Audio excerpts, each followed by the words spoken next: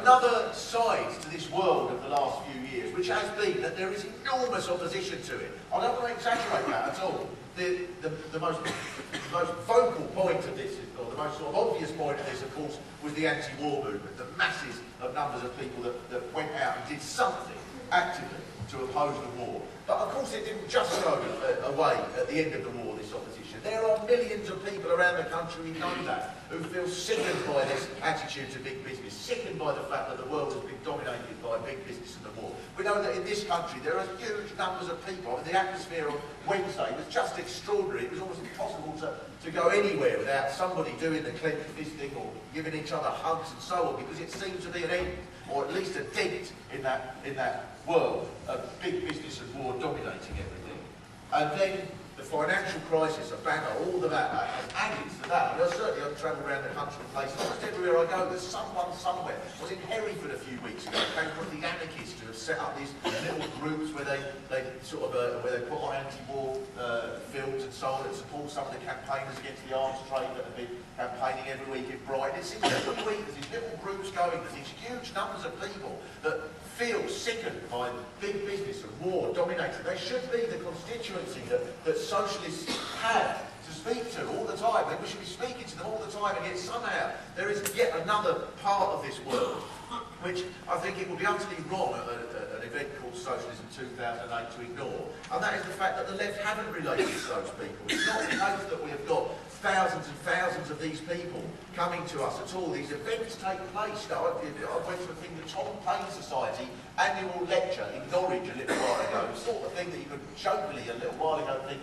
right, well that will be held in you don't owe me any need to sort of put out extra chairs at that. And there was 500 people there, and it was sold out a week in advance. These things are going on with people fascinated by the ideas that can oppose this world of war and big business. There's no, I shouldn't think there's a single person in this country who attracts a bigger audience who's not an actual performer than Tony Benn. Extraordinary. I see that Glastonbury, as it is every year, this year, 4,000 people, almost all of them 19, with stuff poking out of various bits of them, and just fantastic. And anybody walking outside, seeing him come on, or hearing him come on, and hearing the cheer, would think the White Stripes must have come on. The most extraordinary following that he has. Noam Chomsky booked out, he books out some 3,000-seat theatre somewhere, and it's sold out months in advance. And yet somehow the socialist left has not been able to attract these people to its organisations. So I think there's just a couple of points I want to make very quickly about that. One is that we have to find ways. I'm not going to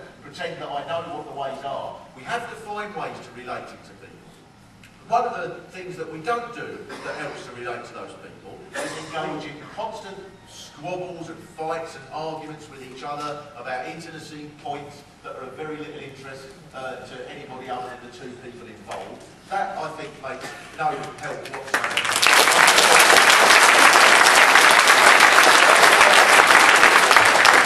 A year or so ago, I was a member of an organisation on the far left that I'm very proud to have been a member of that organisation for a long time. I look back at it now and I think some of the squabbles at the SWP in the minutes and then the Socialist Party had between us, I think all of us, at one point I would have thought just you lot were guilty, now I think it was probably both of us. There wasn't a bit of respect. It's what? Yeah, see, even mention of that, off we go. But I think there's no question, certainly within respect, there was the most absurd argument in which I just sort of found myself despairing as leading socialist worker people started firing off the most juvenile attacks on all sorts of people, in fact their particular side on an argument that I still to this day can't really work out what it was meant to be, which is I think how you characterise an argument on the far left. You can work out what it is.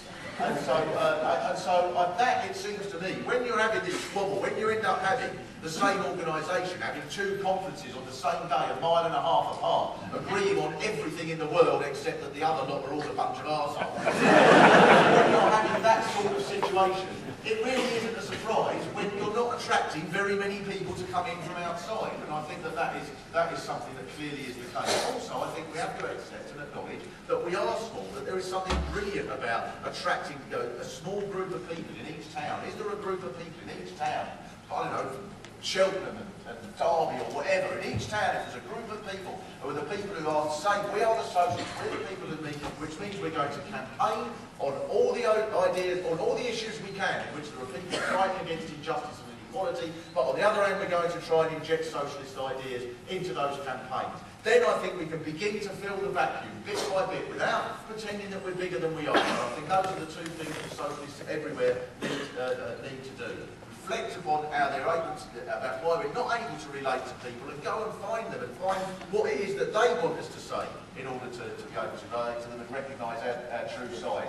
And then when you think about it, really, we should have everything going for us. Everything should be going for us for so many reasons.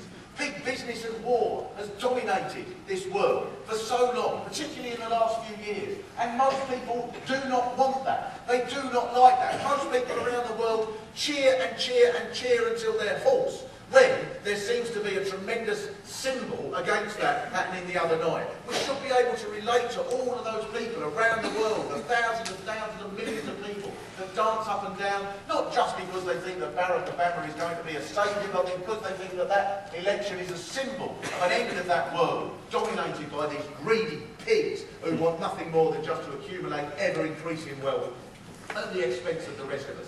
It ought to be in our favour that socialism is our idea. It ought to be in our favour, because it is so obvious that when this crisis happens, it is so horrific that means that millions of people now fear for the most basic things in the world. At the same time, there are some things that, crisis or no crisis, seem to be able to be made and to get to their destinations whenever they have to.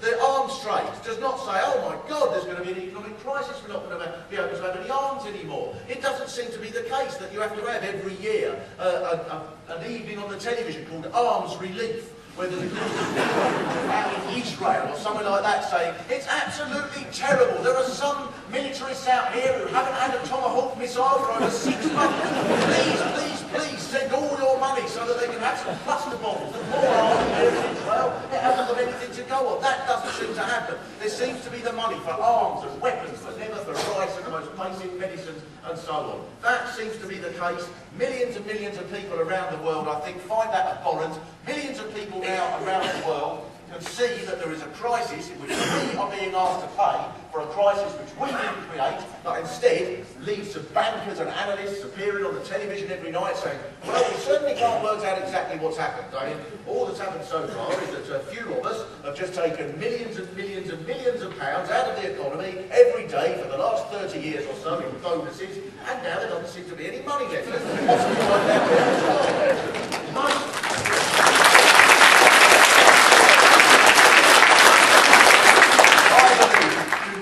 That is right. Many people think that the ideas that we have on offer are ideas that they would like to sign up to. One way or another, all the people who want to call themselves socialists really have a duty, I think, to go out and find why it is that we can't relate to more people, and then to relate to more people and make all of our organisations so much bigger that we can fill the vacuum. So that the parties that happened on Tuesday night in Harlem and Chicago and Oakland and around the world are the parties of millions of people saying, we changed the world, that this wouldn't have happened if it hadn't been for us at the grassroots level, the civil rights movement, the movement against the war. If either of those things hadn't happened, this wouldn't be possible. Therefore, it is us that changes the world, not just people up on high. Millions and millions of people, I believe, are part of the constituency that we can get to fill the vacuum to mean that that party that happened the other night doesn't just last one night, but lasts for the rest of our lives.